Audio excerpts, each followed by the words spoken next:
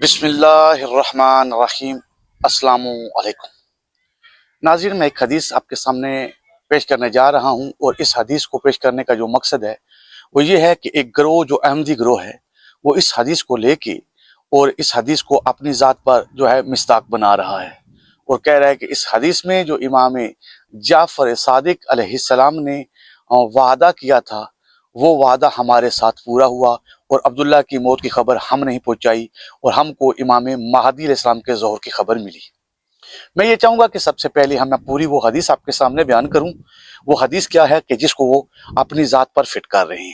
تو یہ میرے ہاتھ میں ابھی آپ دیکھ رہے ہیں، یہ کتاب ہے شیخ توسی علیہ رحمہ کی کتاب ہے، غیبت توسی الغیبہ کے نام سے بڑی مشہور کتاب ہے۔ شیعہ مذہب میں سب سے قدیم کتاب غیبت نعمانی اور غیبت توسی یہ کتابیں ہیں۔ ان میں سے اس کتاب کے اندر ایک حدیث ہے، جو حدیث کا نمبر میں ابھی آپ کو بتانے جا رہا ہوں۔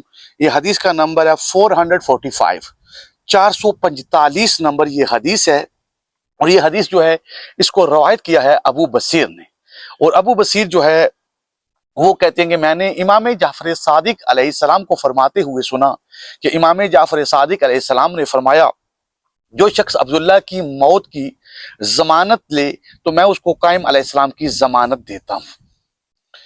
تو اس کے لیے عبداللہ کے مرنے کے بعد یاد رکھنا، امام علیہ السلام نے کیا شرط رکھی ہے کہ میں امام قائم علیہ السلام کی ضمانت دینے کے لیے تیار ہوں، لیکن کیا ہے کہ عبداللہ کے مرنے کے بعد مسلمان کسی ایک شخص کی حکومت پر متفق نہ ہوں گے، اور اس حکومت کو تمہارے امام سے کوئی نہیں روک سکتا۔ انشاءاللہ پھر برسوں کی حکومت ختم ہو کر مہینوں اور مہینوں کی دنوں کی حکومت چلے گی۔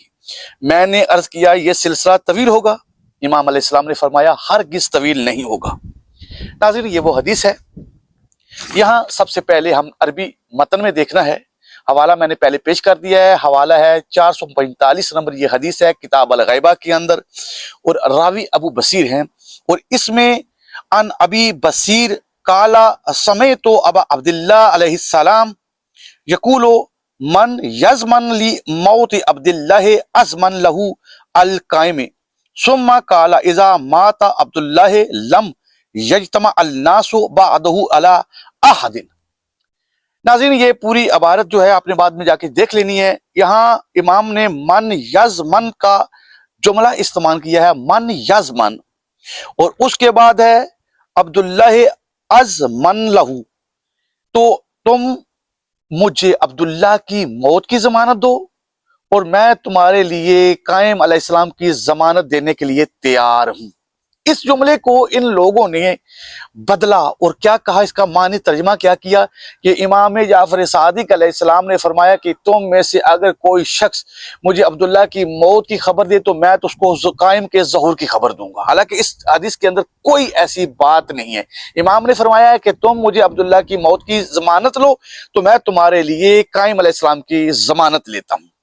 ناظرین، اب یہاں سب سے پہلی اہم بات جو سوچنے والی ہے، جبکہ تمام شیعہ اس بات پر متفق ہیں کہ بعد از رسول اللہ صلی اللہ علیہ وآلہ وسلم 12 امام ہیں، اور امام مہدی علیہ السلام کا نمبر جو ہے امامت میں وہ 12واں نمبر ہے، اور امام جعفر صادق علیہ السلام کا امامت میں 6واں نمبر ہے۔ چھٹے امام جعفر صادق علیہ السلام کی بارگاہ میں اگر میں کسی شخص کی عبداللہ کے مرنے کی خبر لے کے جاؤں کہ وہ شخص فوت ہو گیا ہے، تو کیا اس وقت امام مہدی علیہ السلام کا ظہور ہو جائے گا؟ تو تمام شیعہ اس بات کا یہ جواب دیں گے کہ ہرگز نہیں۔ کیوں کہ بھئی چھٹے امام جعفر صادق علیہ السلام کی امامت چھٹی امامت ہے، اور ابھی 6 ائمہ باقی ہیں۔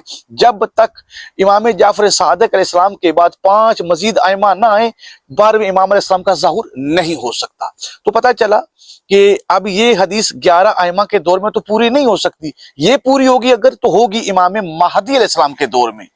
اب جب ہم امام مہدی علیہ السلام کے دور میں آتے ہیں تو ناظرین یہاں پھر ایک مسئلہ ہمارے سامنے آتا ہے، اور وہ مسئلہ یہ آتا ہے کہ یہاں تو امام مہدی علیہ السلام کے علاوہ یعنی امام جعفر صادق علیہ السلام یا مولا علی علیہ السلام سے لے کے امام حسن عسکری علیہ السلام تک کسی بھی امام کے دور میں ہم جا کے عبداللہ کی موت کی خبر دیں گے تو وہ ہم کو خوشخبری دیں گے امام مہدی علیہ السلام کی، لیکن امام مہدی جس دور میں آج ہم موجود ہیں، اس دور میں تو 11 ائمہ میں سے ظاہری طور پر کوئی امام بھی موجود نہیں ہے، کیونکہ یہ دور امام مہدی علیہ السلام کا دور ہے۔ تو اس دور میں عبداللہ کی موت کی خبر اگر میں لے کے جاؤں گا تو کس کے پاس لے کے جاؤں گا جو مجھے خوشخبری دے گا قائم علیہ السلام کی؟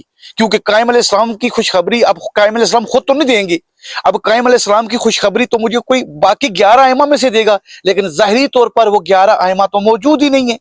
تو وہ قائم آل محمد علیہ السلام کی وہ خوشخبری مجھے کون دے گا؟ یہ بھی اس حدیث کے اندر بہت بڑا سوال ہے، صاحبان عقل اور صاحبان علم کے لیے ہے۔ اور یہ میں اس لیے نشان لگا رہا ہوں کہ لوگ جو بھی حدیثوں کو پڑھتے ہو، جب تک باقی ائمہ کی احادیث کے ساتھ اس کو ٹیلی نہ کرو، اس کو موازنہ نہ کرو، اس کو غور و فکر کر کے اس کا معنی اخذ نہ کرو، تب تک کسی کی بات پر عمل نہ کرنا، اس کو تسلیم نہ کرنا۔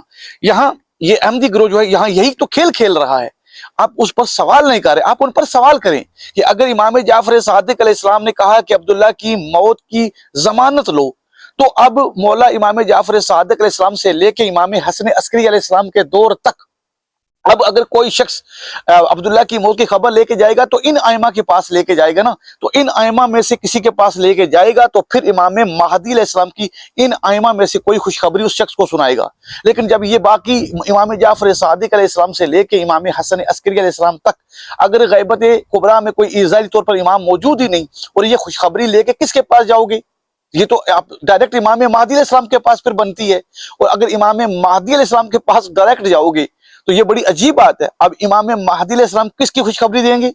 کیونکہ یہ تو وعدہ تو پورا کرنا ہے نا، تو وہ اس حدیث میں پورا نہیں ہو رہا۔ تو یہ میں نے حدیث آپ کے سامنے رکھ دی ناظرین حوالہ جات کے ساتھ، اب آپ کا کام ہے اس پر غور و فکر کرنا اور تحقیق کرنا، سچ کیا ہے جھوٹ کیا ہے۔ تو دعاؤں میں یاد رکھیے گا۔ السلام علیکم۔ تو فیا علی علیہ السلام مدد۔